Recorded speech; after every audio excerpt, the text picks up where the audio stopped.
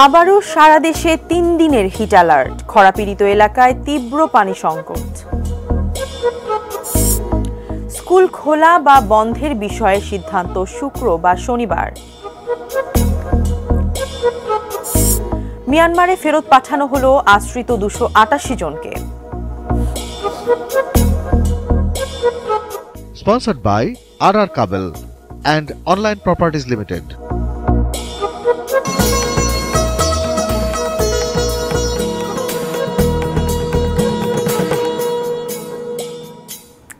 দেখছেন এটি নিউজ। সারা দেশের সর্বশেষ খবরাখবর নিয়ে এটি নিউজের নিয়মিত আয়োজন দেশের খবরে আমন্ত্রণ জানাচ্ছি আমি মারিয়া শিমু। শুনছিলেন সংবাদ শিরোনাম, এবারে বিস্তারিত। আবারও সারা দেশে 3 দিনের হিট অ্যালার্ট দিয়েছে আবহাওয়া অফিস।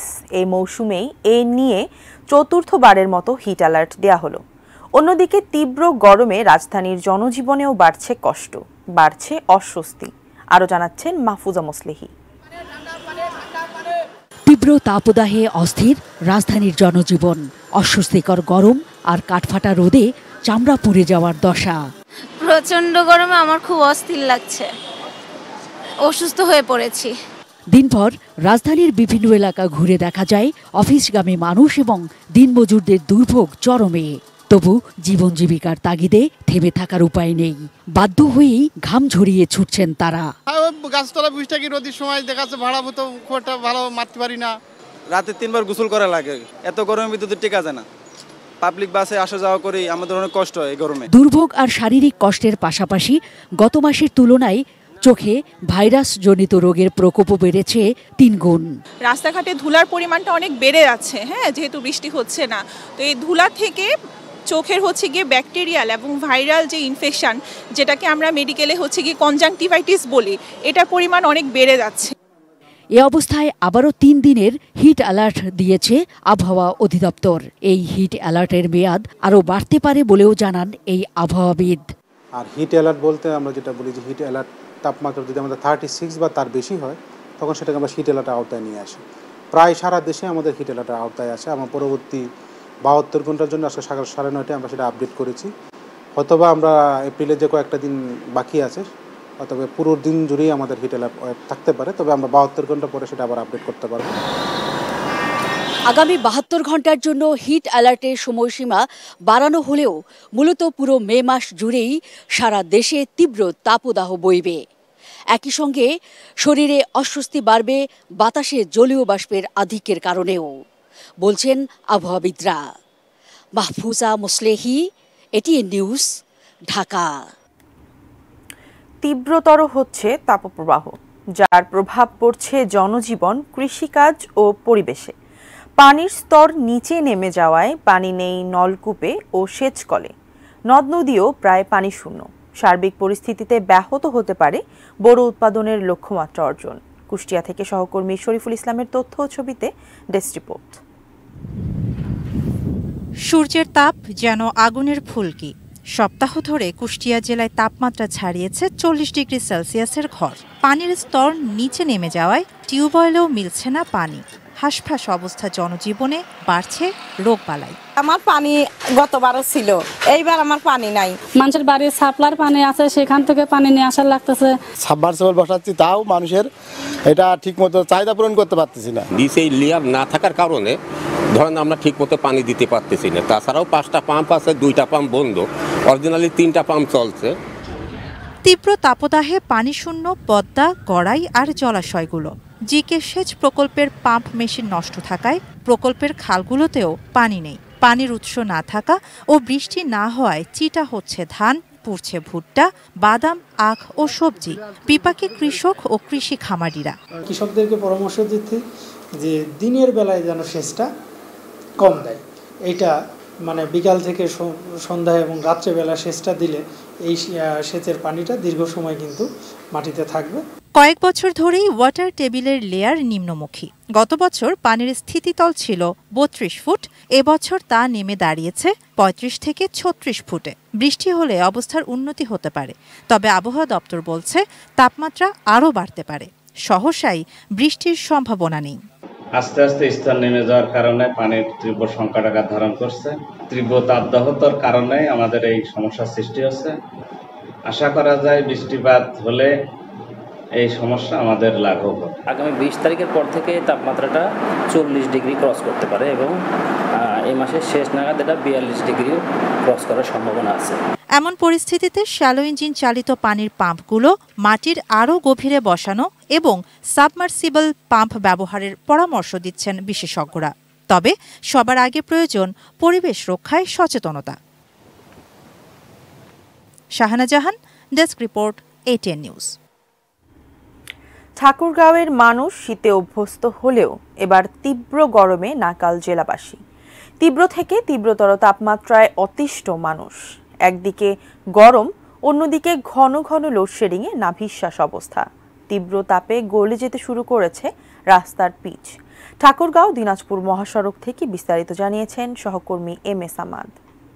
ঠাকুরগাঁয়ের যারা মানুষ রয়েছেন তারা সচরাচর হিমালয় পর্বতের কাছাকাছি হবার কারণে শীতপ্রবণ বা অর্থাৎ শীতের সঙ্গে অভ্যস্ত, কিন্তু বেশ 2 সপ্তাহ ধরে দেখা যাচ্ছে ঠাকুরগাঁয়ে যে তীব্র তাপমাত্রা, এই তীব্র তাপমাত্রার ফলে তীব্র থেকে তীব্রতর হচ্ছে। যদি এই আজকের তাপমাত্রার কথা বলবার চেষ্টা করি, এই যে সড়কটিতে আমি দাঁড়িয়ে রয়েছে, এখান থেকেও সড়কের উপর থেকে এক প্রকার ঝলসানি, যে ঝলসানি একটি রূপ বা যে দাবদাহ, এই দাবদাহ কিন্তু অনুভূত হচ্ছে। এবং আজকে দেখা গিয়েছে ঠাকুরগাঁও শহরের যে বঙ্গবন্ধু সড়ক রয়েছে, সেখানে বিভিন্ন জায়গায় সড়কের যে রাস্তার যে পিচ, সেটিও গলে গিয়েছে এই তীব্র তাপপ্রবাহের কারণে। অপরদিকে যেমনিভাবে শহরে যারা রয়েছেন এবং শহরে যারা কর্মজীবী মানুষ রয়েছেন, রিক্সা চালক রয়েছেন, তাদের তো একটি ভোগান্তি রয়েছে এবং ঘরে বাইরে সাধারণ মানুষ যারা রয়েছে সবারই কিন্তু এই তীব্র তাপপ্রবাহের কারণে যে অস্বস্তি, এই অস্বস্তি কিন্তু বিরাজ করছে। অন্যদিকে এই শহরের কর্মচারী কর্মকর্তা যারা রয়েছেন, যারা দিনমজুর রয়েছেন, রিক্সা চালক রয়েছেন, তাদের ভোগান্তির পাশাপাশি কিন্তু যারা কৃষিজীবী মানুষ রয়েছেন, অর্থাৎ যারা কৃষির সাথে সম্পৃক্ত, তারাও কিন্তু নানা ধরনের যে দুর্ভোগ এবং এই গরমের কারণে যে দুর্ভোগ, সেই দুর্ভোগটি তাদের অনুভূত হচ্ছে। এবং যে আম রয়েছে, আমের যে মুকুল রয়েছে, লিচুর যে মুকুল রয়েছে, এবং এই মুকুলগুলোও কিন্তু আসলে এই তাপপ্রবাহের কারণে এবং অতিরিক্ত তাপপ্রবাহ হওয়ার কারণে কিন্তু সেগুলো ঝরে পড়ছে। সব মিলিয়ে যে তীব্র তাপপ্রবাহ যে কয়েকদিন থেকে চলছে, প্রতিনিয়ত প্রায় 36 ডিগ্রি, 37 ডিগ্রি, 38 ডিগ্রি সেলসিয়াস তাপমাত্রায় এই জেলা মানুষকে ভোগান্তি মুখোমুখি হতে হচ্ছে। সেই কারণে জনজীবনে তো অস্বস্তি রয়েছে, পাশাপাশি ঘন ঘন লোডশেডিংও রয়েছে, সেটিরও কারণে কিন্তু জনজীবনে একটি অস্বস্তির প্রভাব পড়ছে। সকলেই কিন্তু প্রত্যাশা করছেন যাতে করে এই যদি তাপপ্রবাহ কমে আসে, তাহলেই সাধারণ মানুষের জনজীবনে যে স্বস্তি, এই স্বস্তিটি ফিরবে।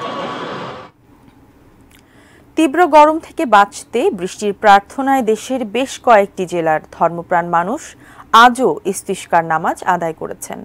প্রাকৃতিক দুর্যোগ থেকে মুক্তিসহ দেশ ও জাতির কল্যাণে মোনাজাত করা হয় এই বিশেষ নামাজে। প্রতিনিধিদের পাঠানো ছবিতে তার অংশ বিশেষ।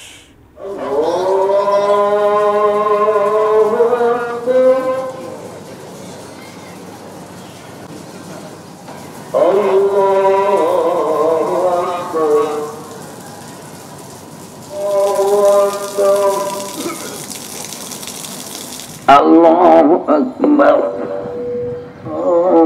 Allahu Akbar. আল্লাহর দিন কায়েমের জন্য সৃষ্টি করে দিয়েছেন, যাতে ওই অনস্তস্থল হলো কে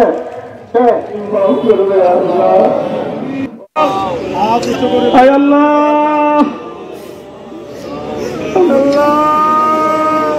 রব্বুল আলামিন। যা যেটা আছে আল্লাহ তোমার প্রতি, তুমি যদি ফিরিয়ে দাও আর কোনো করুণা কি মুখে আসবে,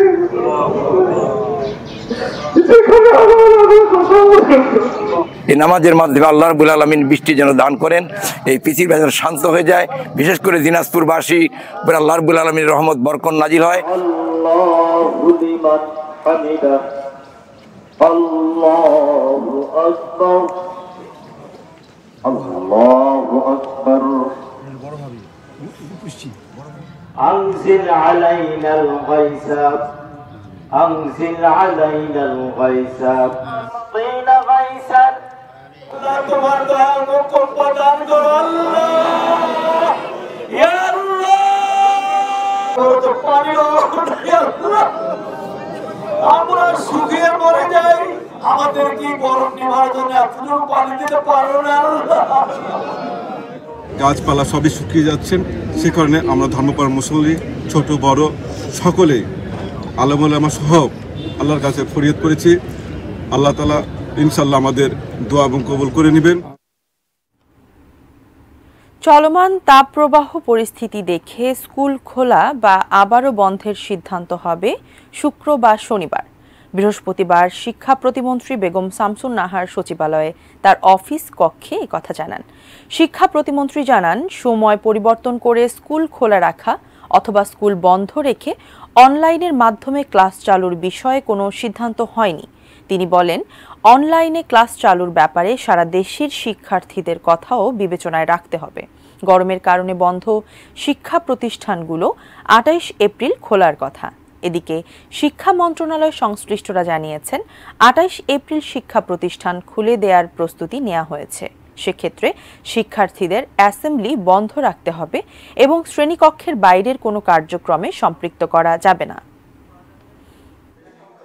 এই তাপমাত্রার কথা তো বলা যায় না কিছু, আপ ডাউন করে, তবে 2 দিন আমাদের আছে ছুটি, বন্ধ আছে।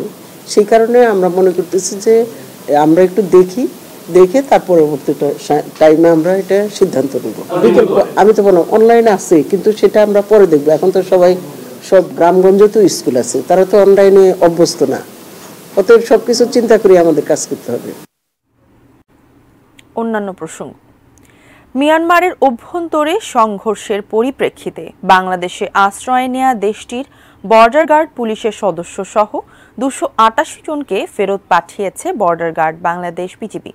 ভোর 5:30টায় কক্সবাজার BIWTA জেটি ঘাটে মিয়ানমারের প্রতিনিধি দলের কাছে তাদের হস্তান্তর করা হয়। এরপর সেখান থেকে সকাল 6:30টায় একটি জাহাজে করে তাদের নিয়ে যাওয়া হয় বঙ্গোপসাগরে অবস্থানরত মিয়ানমার নৌবাহিনীর জাহাজে। এই সময় মিয়ানমার বিজিবির ঊর্ধ্বতন 5 কর্মকর্তা ও দূতাবাসের 4 কর্মকর্তা সহ 9 সদস্যের প্রতিনিধি দলের সাথে বাংলাদেশের পররাষ্ট্র, স্বরাষ্ট্র মন্ত্রণালয়, জেলা প্রশাসন, বিজিবি, পুলিশ, কোস্টগার্ডের ঊর্ধ্বতন কর্মকর্তারা উপস্থিত ছিলেন। এর আগে গতকাল বুধবার দুপুরে মিয়ানমার নৌবাহিনীর জাহাজে করে আসা 173 বাংলাদেশির সঙ্গে দেশটির উচ্চ পর্যায়ের একটি প্রতিনিধি দলও কক্সবাজারে আসেন। আজ থেকে চট্টগ্রামে শুরু হয়েছে বৈশাখী মেলা। মেলার প্রধান আকর্ষণ ঐতিহ্যবাহী জব্বারের বলি খেলা। এটি 115তম বলি খেলার আসর। মেলা চলবে 26 এপ্রিল পর্যন্ত। বলি খেলার বিস্তারিত জানতে যুক্ত হচ্ছেন সহকর্মী মনিরুল ইসলাম পারভেজ। পারভেজ, খেলা কি ইতোমধ্যে শুরু হয়েছে কিনা?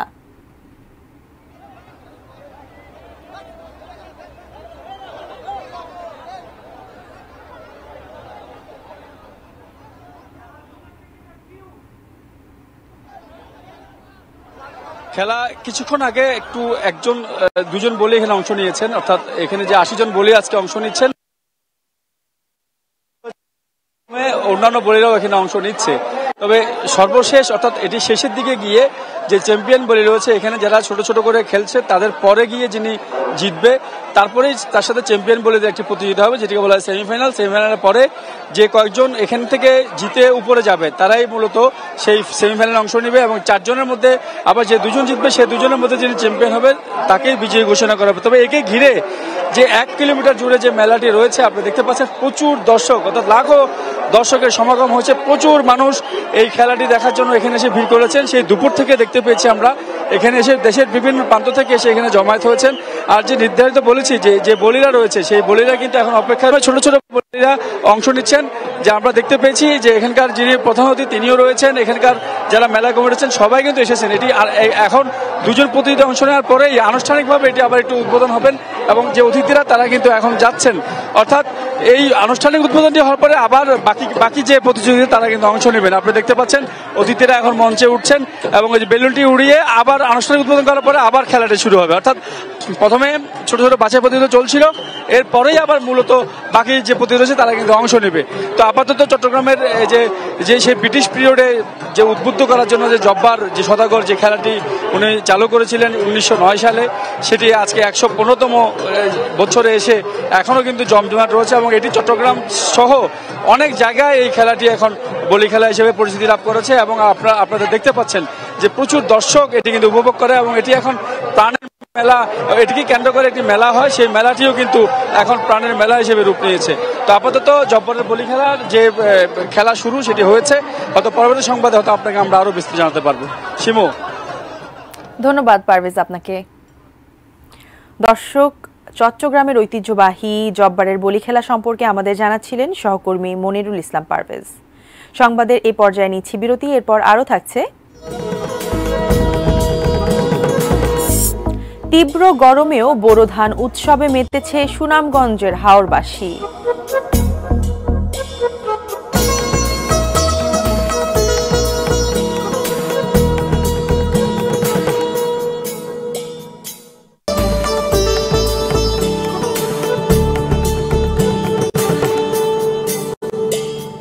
বিরতি শেষে আমন্ত্রণ জানাচ্ছি দেশের খবরে।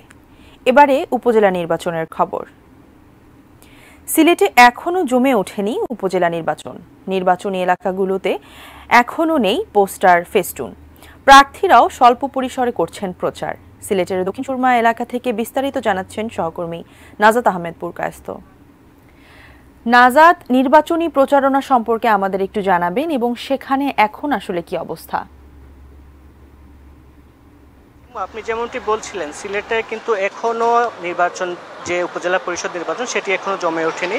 প্রার্থীরা কিন্তু এখনো তাদের প্রচারণা তেমনভাবে শুরু করেনি। তারা আসলে স্বল্প পরিসরে তাদের প্রচারণা করছেন। এখনো কিন্তু তাদের পোস্টার যে লাগানো বা পোস্টার ব্যানার যে লাগানো যে এগুলা, সেগুলো আসলে এখনো তারা করছে না। তারা যেটি বলছেন, এখনও তারা আগে যেটি ছিল যে সাদা কালো পোস্টার লাগানো হতো, এখন আসলে যে রঙিন পোস্টার লাগানো যে একটি নিদর্শন আছে, সেই কারণে আসলে পোস্টার আসতে দেরি করছে। একই সাথে যে গরমের একটি বিষয় আছে, গরমের কারণে তারা আসলে তাদের যে প্রচারণা সেটি আসলে ঠিকমতো চালাতে পারছেন না। আমি আছি এখন সিলেটের দক্ষিণ সুরমা উপজেলায়। আমি দক্ষিণ সুরমা উপজেলায় বেশ কয়েকটি জায়গা ঘুরেছি। আমার চোখে এখন পর্যন্ত প্রার্থীদের কোনো প্রচারণা চোখে পড়েনি। একই সাথে কোনো পোস্টার, ব্যানার পোস্টার বা মাইকিং, দু একটি জায়গায় মাইকিং দেখলেও আমার কিন্তু অধিকাংশ জায়গায় কিন্তু যে নির্বাচনের যে উত্তাপ, সেটি আসলে চোখে পড়েনি। আমি যদি বলি, এই যে দক্ষিণ সুরমা উপজেলাতে মোট 6 জন চেয়ারম্যান পদপ্রার্থী রয়েছেন এবং 5 জন ভাইস চেয়ারম্যান পদপ্রার্থী রয়েছেন এবং 3 জন মহিলা ভাইস চেয়ারম্যান পদপ্রার্থী রয়েছেন। তাদের কাউকে কিন্তু আজকে এখন পর্যন্ত প্রচারণা আমরা দেখিনি। আমি কথা বলছি বেশ কয়েকজন প্রার্থীদের সাথে। তারা যেটি বলছেন যে আরও কিছুদিন পরে আসলে নির্বাচন, আরও বেশ কিছুদিন বাকি রয়েছে। এই বেশ কিছুদিন পরে তারা আসলে নির্বাচনের যে প্রচারণা সেটি আসলে পুরোদমে চালাবেন। একই সাথে দিন যত ঘনিয়ে আসবে, নির্বাচনের উত্তাপ ততটাই বাড়বে, এমনটাই মনে করছেন তারা। সব মিলে এই ছিল আমার কাছে সিলেট থেকে নির্বাচনের সর্বশেষ খবর। ধন্যবাদ নাজাত আপনাকে। দর্শক, সিলেট থেকে সেখানকার নির্বাচন সম্পর্কে জানাচ্ছিলেন সহকর্মী নাজাত আহমেদ পুরকায়স্ত। উপজেলা নির্বাচনের আরও খবর জানবো আমাদের প্রতিনিধিদের কাছ থেকে। বগুড়ার গাবতলী উপজেলা নির্বাচনে চেয়ারম্যান পদে 4 জন সহ মোট 10 জন প্রতিদ্বন্দ্বী। এখানে দ্বিমুখী প্রতিদ্বন্দ্বিতা হবে বলে মনে করছেন ভোটাররা। উপজেলার সুকানপুকুর থেকে বিস্তারিত জানাচ্ছেন উত্তরাঞ্চলীয় ব্যুরো প্রধান চপল সাহা। ধন্যবাদ। গত মঙ্গলবার প্রতীক বরাদ্দের পর বগুড়ার যে 3টি উপজেলা, সারিয়াকান্দি, সোনাতলা এবং গাবতলী, ইতিমধ্যেই কিন্তু দেখা যাচ্ছে যে প্রচার শুরু হয়ে গেছে। বিশেষ করে আমরা কথা বলে যতটুকু জেনেছি যে এখানে যে 5 জন প্রতিদ্বন্দ্বী আছেন চেয়ারম্যান পদে, তারা 5 জনের মধ্যে এখন বর্তমানে 4 জন আছেন। সেক্ষেত্রে আমরা দেখা যাচ্ছে যে দ্বিমুখী লড়াই হবে বলে অনেকে আশা করছেন, কারণ দীর্ঘদিন থেকে এখানে একটা পরিবর্তন আসছে এবং এই পরিবর্তনের কারণে মানুষের ভিতরে অনেকটাই কিন্তু আমরা দেখতে পাচ্ছি যে একটু অন্য ধরনের চিন্তাভাবনা চলে এসেছে। আমরা কথা বলবো একজন সাধারণ লোকের সাথে। গাবতলীর সাধারণ মানুষ উন্নয়ন চায় এবং পরিবর্তন চায়, নতুন নেতৃত্ব চায়, একজন তরুণ নেতৃত্ব। গাবতলীতে আগামী দিনে উপজেলা পরিষদ যাতে চেয়ারম্যান হয়, এটা সাধারণ গাবতলীর মানুষের চাওয়া। আমরা কথা বলবো একজন চেয়ারম্যান প্রার্থীর সাথে। প্রার্থী হিসেবে আমি অবশ্যই চাই সুষ্ঠু এবং অবাধ নিরপেক্ষ নির্বাচন হোক, কিন্তু দুঃখের বিষয় এখানে একটি মহল সবসময় সুষ্ঠু নিরপেক্ষ নির্বাচনের বিপক্ষে। তারা সবসময় হুমকি দামকি দিয়ে যাচ্ছে আমার নেতাকর্মীদেরকে। মোটামুটি বগুড়ার গাবতলী উপজেলা থেকে এই ছিল আমার কাছে সর্বশেষ সংবাদ। বরিশালে প্রচণ্ড গরম উপেক্ষা করে নির্বাচনী প্রচার চালিয়ে যাচ্ছেন প্রার্থী ও সমর্থকরা। সদর উপজেলার তালতলী বাজার থেকে সে খবর জানিয়েছেন আমাদের বরিশাল প্রতিনিধি মোহাম্মদ হুমায়ুন কবির। উপজেলা নির্বাচনী প্রচারণার শুরুতে আমরা দেখতে পাচ্ছি জমে উঠেছে এবং বিভিন্ন প্রার্থীরা বিভিন্ন এলাকা তারা চষে বেড়াচ্ছে, গ্রাম থেকে গ্রামে তারা চলে যাচ্ছে, ভোটারদের কাছে চলে যাচ্ছে, তারা ভোট চাচ্ছে এবং কোনো প্রার্থী যেন বসে নেই। তবে ভোটারদের সাথে আমি কথা বলেছি, তারা চাচ্ছে যোগ্য প্রার্থী এবং যারা এলাকার উন্নয়ন করবে তাদেরই তারা ভোট দেবে। বরিশাল সদর উপজেলায় 5 জন প্রার্থী রয়েছে চেয়ারম্যান পদে। এর ভিতরে রয়েছে SM জাকির হোসেন, যিনি মোটরসাইকেল মাকড়া নিয়ে তিনি প্রতিদ্বন্দ্বিতা করছেন এবং তিনি বরিশাল প্রেস ক্লাবের সাধারণ সম্পাদক। তিনি প্রচারণা চালাচ্ছেন, তিনি গতকালকে ঠিকই প্রচারণা নেমেছেন এবং বিভিন্ন জায়গায় তারা ভোটারদের দ্বারে দ্বারে ঘুরে বেড়াচ্ছে। একইভাবে যে আরেকজন প্রার্থী রয়েছে মাহমুদুল হক মামুন, তিনি বিভিন্ন জায়গায় প্রচারণা চালাচ্ছেন। ভাইস চেয়ারম্যান প্রার্থী তারাও চালাচ্ছেন। সদর উপজেলার যে চেয়ারম্যান প্রার্থী জাকির হোসেন, তার একটি সভা চলছে এবং একটি অফিস উদ্বোধন করছে। যিনি বরিশাল প্রেস ক্লাব সেটা তার কাছে জানতে চাবো যে আসলে নির্বাচনী তার প্রতিশ্রুতি কি এবং নির্বাচিত হলে তিনি কি করবেন। এখানে মূলত আমি চাই কর্মসংস্থান, শিক্ষা এবং স্বাস্থ্য, এই তিনটি নিয়ে আমি এলাকার জন্য কাজ করব এবং এই এলাকার মানুষের যদি এখন কর্মসংস্থানের ব্যবস্থা করা হয়, বেকারত্ব দূর হবে, অর্থনীতির চাকা করবে। স্বাস্থ্যের বিষয়টা আমাদের শেরেবাংলা মেডিকেল কলেজকে আরও উন্নত করতে হবে। বিশেষ করে সদর উপজেলায় 10টি ইউনিয়নে আমি 10টি স্বাস্থ্য ক্যাম্প করতে চাই, যেটি শেরেবাংলা মেডিকেল কলেজের আওতায় থাকবে। আমাদের সদর উপজেলায় কমপক্ষে প্রতিটি ইউনিয়নে একটি করে ভালো শিক্ষা প্রতিষ্ঠান দরকার এবং যদি বিশ্ববিদ্যালয় দরকার। আমি আশা করব যে ইনশাআল্লাহ যদি জনগণ আমাকে নির্বাচিত করে, এই এলাকার স্বাস্থ্য, শিক্ষা এবং কর্মসংস্থান, এই তিনটা জিনিস আমি নিশ্চিত করব ইনশাআল্লাহ। আমার কাছে বরিশালে যে উপজেলা নির্বাচনে বিভিন্ন প্রার্থীদের প্রচারণার সর্বশেষ। দেশের খবরে এই ছিল সর্বশেষ। কাল আবারও দেখা হবে একই সময়ে। সে পর্যন্ত সঙ্গে থাকুন, দেখতে থাকুন ATN নিউজ।